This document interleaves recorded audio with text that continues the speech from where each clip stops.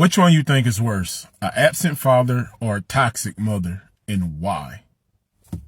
So I was listening to a Clubhouse a couple of weeks ago. When I first heard it, immediately I thought the absent father was the worst. I grew up in a single parent home, got a good relationship with my dad now, but from my standpoint, my viewpoint, I didn't have a toxic mother, so I thought that the absent father was worse, and a few men did as well. But the craziest thing, the amount of women from all age ranges that thought a toxic mother was worse than an absent father was crazy to me.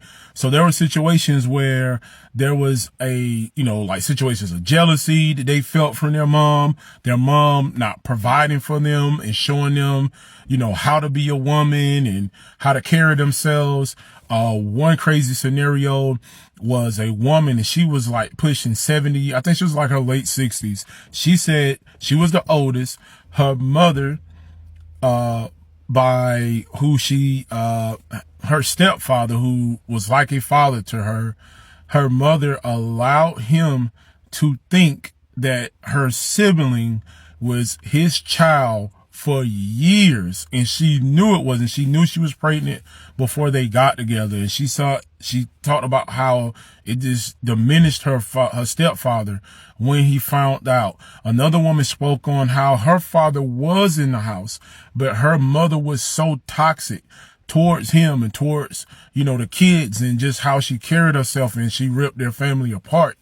And it was just crazy. I never knew that amount of women had that big of an issue with their mom. And another one, and I hear a lot of women talk about this, is when they were in that single parent home, the parents, and they had a brother, as a sibling, the mom would be extra, coddle the son, and he couldn't do anything for himself. So it's she made the son weak, but at the same time, she pushed the daughter to be strong and be overbearing.